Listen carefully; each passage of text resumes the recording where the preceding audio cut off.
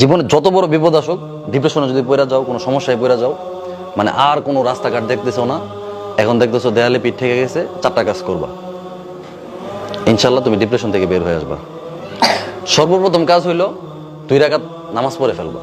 উজু করে 2 রাকাত নামাজ পড়ো। নামাজ পড়ে তুমি আল্লাহ তাআলার কাছে পরামর্শ চাইবা, আল্লাহ আমি তো এই সমস্যায় পড়ে গেছি, আমার তো হঠাৎ করে বাবা মারা গেছে, আমি তো এখন চোখে কিছু দেখতেছি না, আমি তো এই অন্যায়টা করে ফেলছি, আমি কি করব? আল্লাহ তাআলা তোমাকে পরামর্শ দিবে। এই কথাটা আমার এক আপা ওই দিন বলতেছে, আমি একটা সিদ্ধান্ত নিয়েছি, নেওয়ার পরে আমি টেনশনে পড়ে গেছি যে হায় হায় আমি এখন কি করব। তো আমার আপা আমাকে বলতেছে যে তুমি কাজ করো, 2 রাকাত নামাজ পড়ো, নামাজ পড়ে আল্লাহ তাআলার সাথে পরামর্শ করো। আমি চিন্তা করছি আল্লাহ তাআলার সাথে পরামর্শ করবো কিভাবে। 2 রাকাত নামাজ পড়ছি, নামাজ পড়ে আমি আল্লাহকে বলছি যে আল্লাহ আমি তোমার একটা সিদ্ধান্ত নিছি, কি করব। তখন দেখি আমার মাথায় নানান চিন্তা আসতেছে, বুদ্ধি আসতেছে, পজিটিভ। বুঝছো, ডিপ্রেশনে পড়ে গেলে প্রথম চেষ্টা করবা 2 রাকাত নামাজ পড়া। দ্বিতীয় যে কাজটা করবা, একা থাকবা না। হ্যাঁ, ধরো তুমি একটা খারাপ পরিস্থিতি পড়ে গেছো, রুমে দরজা টরজা বন্ধ করে একদম হায় হায় আমার সাথে এটা কি হয়ে গেল, তখন তোমার মাথায় খারাপ চিন্তা আসবে। কি চিন্তা আসবে?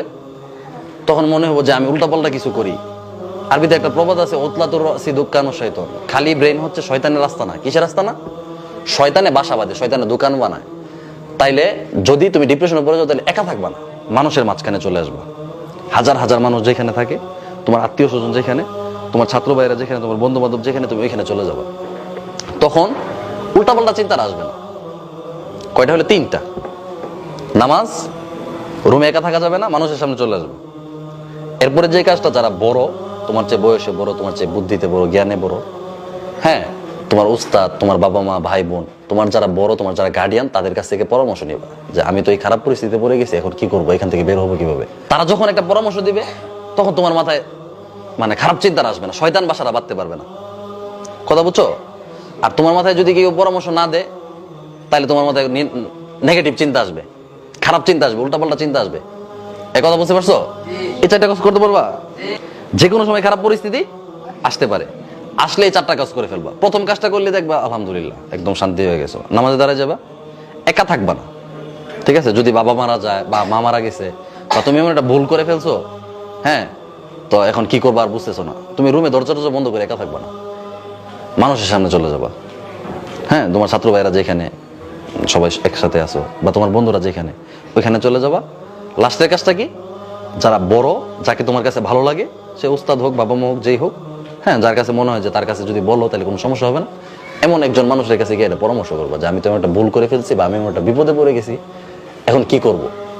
তো উনি পরামর্শ দিলে দেখবো তোমার চিন্তা আসবে, বা তোমার অনেক আসান হয়ে যাবে, এই সমস্যা থেকে তুমি বের হয়ে আসার সুযোগ পাওয়া যাবে, আল্লাহ তাআলা তোমাকে ব্যবস্থা করে দেবে। পারবা? বিপদ তো যে কোনো সময় আসতে পারে, ঠিক না? তোমার জীবনে বিপদ, আমার জীবনে অনেক বিপদ গেছে, তো তোমাদের বিপদ আসবে না? আসবে। আসলে বিপদ আসলে হায় হায় আমি তো বিপদে পড়ে গেছি, এখন শেষ, আমার জীবন শেষ, এমন না বিষয়টা। এমন যে আমি বিপদে পড়ে গেছি, এখন কি করব। অনেকে আছে বোকা, দরজা মরজা লাগায় থাকে, পরে শয়তানে এসে আত্মহত্যা করে যে আত্মহত্যা করে সে কোথায় যায়? জাহান্নামে যায়। আত্মহত্যাকারীর কোনো মাফ আছে? সে ডাইরেক্ট জাহান্নামে যাবে। আত্মহত্যা করার সময় মৃত্যুর আগে যে যন্ত্রণাটা হয়েছে, এই যন্ত্রণা সারা জীবন, মানে কিয়ামতের পরে আর কোনো মৃত্যু নাই, আমৃত্যু সে এই যন্ত্রণা উপভোগ করবে। কষ্ট না অনেক? মৃত্যুর আগের কষ্টটা, এই কষ্টটা সে সারাক্ষণ পাইতে থাকবে, এটার কোনো শেষ নেই।